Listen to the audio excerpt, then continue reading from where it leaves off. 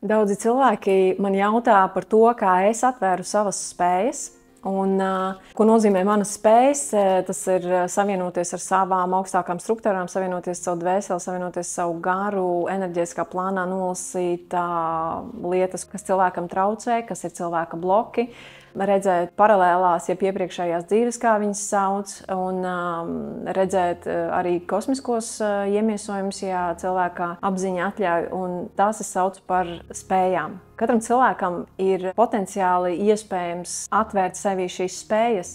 Mēs esam daudzdimensionālas būtnes, un mēs varam piekļūt pie šīm savām spējām, bet tas pirmais noteikums, ka mums ir jāpaceļās vibrācijā, jo tad, ja mēs dzīvojam caur bailēm, ja mēs vainojam sevi, ja mēs jūtamies maziņi, ja mums ir bail sevi prezentēt un teikt savu taisnību, tad kā rokās būs šīs spējas? Ja tiešām cilvēks dzīvo bailēs, tad viņš šīs spējas izmantos aizsardzībā un cīņā. Un tāpēc viņš pats sev šīs spējas nedod. Un ko dod, ja cilvēks atver sevī šīs spējas? Tas ir apziņas plašums. Tas ir apziņas tāds paplašināts stāvoklis, kad cilvēks vienā sekundes daļiņā viņš spēja nolasīt kā dekoderis, viņš spēja saņemt informāciju daudzdimensionāli.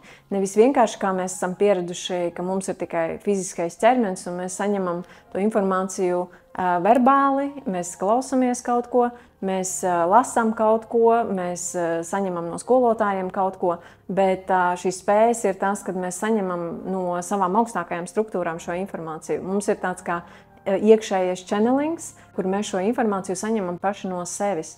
Un kad tas notiek tad, kad ir atvērta sirds, tad, kad cilvēks ir savienojies ar sevi, tad, kad cilvēks iziet nākamajā līmenī, tad, kad cilvēks atbrīvojas no bailēm, tad, kad cilvēks strādā ar savu emocionālo ķermeni, tad, kad cilvēks saprot, kas viņš ir, tad, kad cilvēks atver savu sirds centru kā kompasu, ka viņš zina, no kā viss izriet, tad, kad cilvēks ne tikai zina, kad ir visa pamatā mīlestības realitāte, bet arī viņš dzīvo no tā, tad viņš pats sāk atļaut sev atvērt savas spējas.